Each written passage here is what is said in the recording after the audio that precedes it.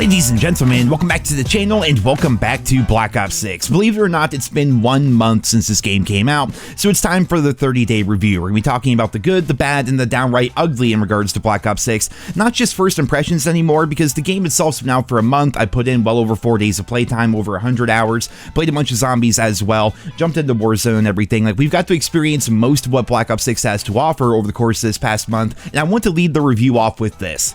I think that at its core, Black Ops 6 is a great game that is ruined by a horrible algorithm. Skill-based matchmaking this year is just as bad as ever, maybe even worse. And two-boxing, this is the crazy part, two-boxing is getting out of control. When I did it for my video, you guys might remember I did a video where I tested out two-boxing to see what it was like and how crazy it was, and it was pretty insane. But while I was recording that, I ran into so many high-level people in those lobbies as well, because those were people that were also two-boxing. So in my very limited experience two-boxing, the fact that I ran into so many other people also doing it really just goes to show that there are tons of people two-boxing or possibly VPNing or doing any number of other things to get around skill-based matchmaking, which begs the question, why do we even have it here in the first place if so many people are able to work around it? The answer may surprise you, but it probably won't. I think it comes down to money, because when people two-box, they essentially have to buy a second copy of the game or utilize Game Pass to do so, which has helped Black Ops 6 reportedly become the #1 played COD launch in history in terms of number of players, number of hours played, and number of matches played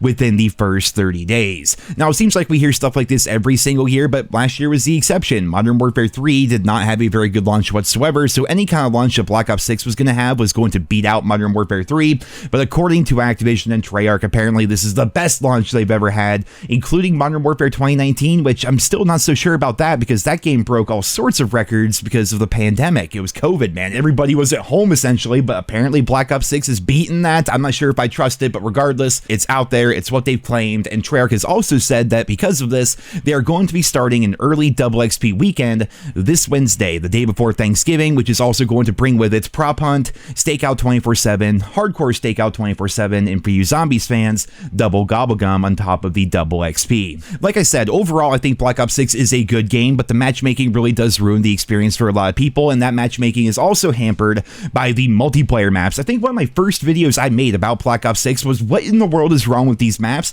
and 30 days later, did they get better? A little bit, but really not so much. Like, these are still arguably the worst launch maps that we've had in Call of Duty history, certainly during the Warzone era. I think Vanguard even had better maps at launch than what we currently have here within Black Ops 6. There is just something so wrong with them in general, and I'm probably going to do a completely separate video on this because this topic will take a very long time to cover, but I think it comes down to the fact that none of these maps have any flow, because they lied to us when they said that Black Ops 6 was going to go back to a traditional 3-lane style setup. I don't think most of the maps in this game are technically 3 lanes. I don't think they actually have an idea of what a lane even is anymore. I think like these new gen Call of Duty developers don't even know what a proper 3-lane map is. They just see a middle, left, and right and assume that's good. It's not true, man. You look at most of the maps in this game, they're not proper 3-lane. They don't really have that much flow. There's lots of random clutter in the way a lot of the time. Just the maps themselves are not very good to play on. The Season 1 maps are better, in my opinion anyway, and I'm curious to hear what you guys think about that. I think that Season 1 so far has been nice. Having the event going on has been good. Getting the new weapons has been nice. The multiplayer maps, in my opinion, are a step up from the horrible launch maps that we have had, and also apparently even more events are going to be happening and more things are going to be going on throughout the entirety of Season 1. Like, for example, like I just mentioned, on Wednesday, Prop Hunt is going to be dropping, which is pretty freaking cool. I'm always a big fan of that game mode, as well as other party game modes here within the Call of Duty franchise. So the maps themselves, while they've gotten a little bit better, they haven't gotten much better. Like, at first they were just terrible, but now they're still terrible. We're just more used to them, I suppose. The spawn system definitely needs a lot of work, and optimization's a really big thing for me, and I'm curious to hear what you guys think about this, because I feel like I'm cursed when it comes to optimizing my Call of Duty experience. Like, they're always trying to optimize my matchmaking. I just want them to optimize the actual game itself, because it doesn't run well on my PC or pretty much anyone else's PCs. I know people that have like NASA computers essentially, and the game crashes for them all the time. They have random stuttering, random issues and everything. I have read reports that on Steam especially, Black Ops 6 runs noticeably worse than on the Xbox app on PC as well as Battle.net, but for me, console doesn't even run well. During the beta, I just thought maybe my computer is just too old. You know what I mean? I haven't really upgraded it that much over the course of the past couple of years. My CPU is definitely a little bit out of date. My motherboard's a little bit older, and it might be bottlenecking my graphics card. I understand all that, but I could barely get the game to run whatsoever during the beta, like at all. I had no issues really during Modern Warfare Warfare 2, Modern Warfare 3, but Black Ops 6 beta, I'm just like, dude, this is so terrible that I went back to console for the first time in like 5 years. And I played on the Xbox Series X throughout the initial launch of the game, but the packet burst that's been going on is so bad that I just went back to my PC because I figured, hell, if I'm going to be stuttering around in most matches, I might as well do it with nicer graphics, essentially. Like, the console version of Black Ops 6 runs really poorly for me. I don't know about you guys, if you guys have a PS5, if you guys have an Xbox Series X, like, let me know what kind of setup you guys have. The game just doesn't run very well. There's constant stuttering and everything, and I'm not even so sure it's an optimization of the game, but rather an unoptimization of the servers and the stability that we have within Black Ops 6, because packet burst is rampant, and it's one of those things where when you watch footage of it, it's like, oh, it doesn't look too bad, but when you're playing it, you guys know what I mean? Like, when you're playing and you feel that packet burst, you feel the game kind of pulling against you, like there's this weird magnet kind of like changing your aim up a little bit. When you're sprinting, you kind of feel yourself stuttering, you kind of feel the frames dropping in between your animations and everything. That happens to me on PC as well as console. It never seems to feel good when I play Black Ops 6. Like, every now and then I'll have a spurt where I'm just like doing well and things are going good and the matches feel smooth and fluid and everything, but most of the time it does not, and it really bothers me because when I play other games, I don't have that issue. I don't play a ton of other like big shooters or anything, but like Overwatch, for example, I have never, and you guys are gonna think I'm exaggerating, but I have never lagged or stuttered on Overwatch in like 8 years. It does not happen. That game runs like freaking butter, dude. It is beautiful. It is so smooth. It's fantastic. When I play COD, I'm packet bursting all the time. In fact, when I play X-Defiant, that game's also incredibly smooth. It's amazingly smooth. And also, I never packet burst. I never have any connectivity issues or anything, but when I play COD, it's constant packet burst, which means there's something wrong with the servers, and it definitely affects every aspect of the game's multiplayer in a similar way to skill-based matchmaking. You could also say that the reason why we have the stuttering in the first place is because skill-based matchmaking is putting us in the terrible servers. That's probably true, but you know, it doesn't feel great a lot of the time, and I really hope that's something that gets worked on, because a year's worth of packet burst, again, sounds like absolute hell, and I don't want to do it. I feel like I've talked about optimization a little bit too much here, but you know, it's something that definitely affects the entirety of the Black Ops 6 multiplayer experience, so let's talk about something else here.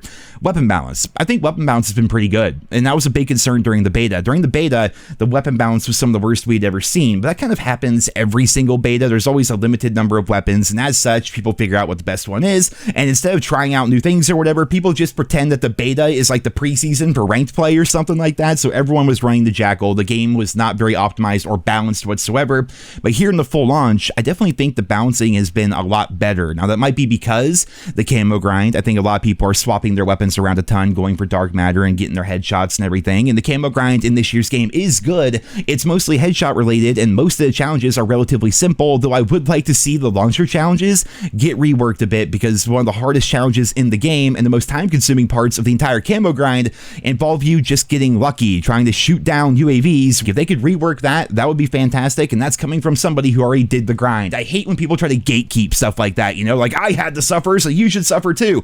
No, that was miserable. I don't want people to suffer. They should not have to do what I did. It was stupid. It took so much time. It was not fun whatsoever. It was absolutely miserable. I don't want you guys to go through the same thing I did, so I hope that they rework that, but overall, the camo grind has been enjoyable. Even now that I'm up to dark matter, I don't have dark matter on every single weapon, because you have to get 3 5-kill streaks with a particular gun to unlock dark matter for that particular gun, and I think I have like half or like 20 of the guns done or something like that. It's not like a huge top of my priority list right now, but the dark matter grind has been fantastic. In prestige mode, my goodness, it's incredible as well. While the game has so many of its faults, like the server's not running great, the map's not being incredible or whatever, what does feel really good is having that prestige mode there, always leveling up, always progressing towards things, and the prestige mode rewards are also awesome. All these random weapon blueprints and operator skins, the calling cards and the loading screens I don't care nearly as much about, but getting your gobblegums there as well, and essentially, I said it before, I'll say it again, once you hit first prestige, every 10 levels, you get something new, whether it's an emblem or gobblegums or sometimes an operator skin or a weapon blueprint. And the fact that they went old school with these weapon blueprints as well is so cool, dude. Like,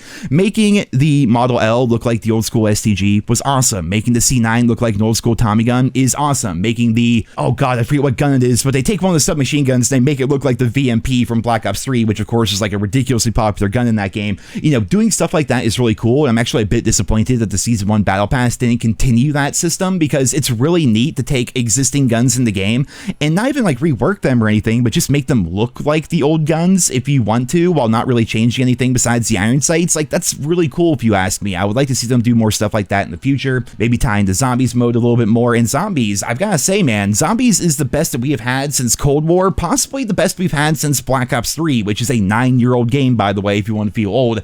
We have 2 maps at launch. Both maps are pretty freaking awesome. I've played more Liberty Falls, believe it or not. Everyone kind of thought that Liberty Falls was going to be like this horrible map because it looks so terrible. It's just a casual place to go level up and, you know, do your challenges. The Easter eggs pretty simple, especially now with directed mode if you want to do it that way. I've not yet played a ton of Terminus Island, believe it or not, but I do plan on fully doing the Easter egg and everything before the new Zombies map drops, which is going to be on December 5th. So time's a ticking here. It's getting pretty close to then. But yeah, I think universally everyone can agree that Zombies in this year's game is the best we've had since Cold War, possibly the best we've had since Black Ops 3. Like, it's actually that freaking good. When it comes to Warzone, I've barely played it, honestly. I'm not a huge Warzone person, but I have messed around in it a little bit, and I do like the new map quite a bit just because of the setting alone, pretty much. That's all it really comes down to for me. Like, Warzone Resurgence is still Warzone Resurgence. It's like team deathmatch with extra steps, you know? It's like multiplayer, but on a bigger map, and you have armor and stuff like that, you know? It's not proper Battle Royale by any stretch of the imagination. We're waiting on the brand new Avalon map to come out sometime next year, I think. But in the meantime, jumping into Warzone, knowing that everything I do in there actually counts towards my overall prestige, knowing that it has its own mastery camos, and also knowing that Area 99 looks like it could be something out of the Fallout universe, made me want to try it. And it's one of those things, like, I will play it and I'll actually enjoy myself as long as I have friends to play with. I have no interest in playing Warzone solo. I have no interest in playing Warzone with random people. If my buddies, you know, Tate, if I got like Nate or my brother or Sean or somebody on, like, if I have a group of 3 people to play with me, I'll jump into Warzone, and I don't hate it, which I think is crazy to say, because you guys know me, I'm very much a firm believer that Blackout was and always will be better than Warzone, but it's a fun side mode in general. But the one thing I want to wrap the video up here with today, because we've covered virtually everything else, the hacking situation. Ranked Play just came out not too long ago, and the hacking situation is out of control. Team Rico Chat claims that they are working on it, but it's really bad. Like, when Ranked Play first dropped, there were hackers everywhere, but now it's not as noticeable because the majority of the community are in the lower ranks, right? Bronze, silver, gold, whereas all these hackers are now like crimson or above because they're not getting banned, meaning the high end of ranked play is essentially just so broken right now, and the anti-cheat is just not doing its job whatsoever. And the fact that the anti-cheat is not working in ranked play leads me to believe that there are way more hackers in the actual Black Ops 6 multiplayer as well as Warzone than we may think. So just pay attention to your kill cams, guys. Keep an eye on things, because if you get video footage of them cheating, typically they can get banned. Like, that's kind of how that works, which ultimately I think that's what we want. So we'll see if Team Rico Chat can actually do something about this. But overall, to go full circle with my 1 month like in review of Black Ops 6, great game ruined by a terrible algorithm, I think is what it ultimately comes down to, because without that horrible algorithm, suddenly those multiplayer maps wouldn't be nearly as bad if the lobbies weren't nearly as sweaty. Without that algorithm, the optimization wouldn't be nearly as bad because skill-based matchmaking isn't putting us in servers halfway across the country, or in some cases halfway across the world. Without that matchmaking algorithm, the entire experience would be so much better. And like I said, so many people are 2-boxing or VPNing or doing any number of things to circumvent the entire skill-based matchmaking nonsense. So why is it even there? People are able to get around it so easily. Just imagine a world,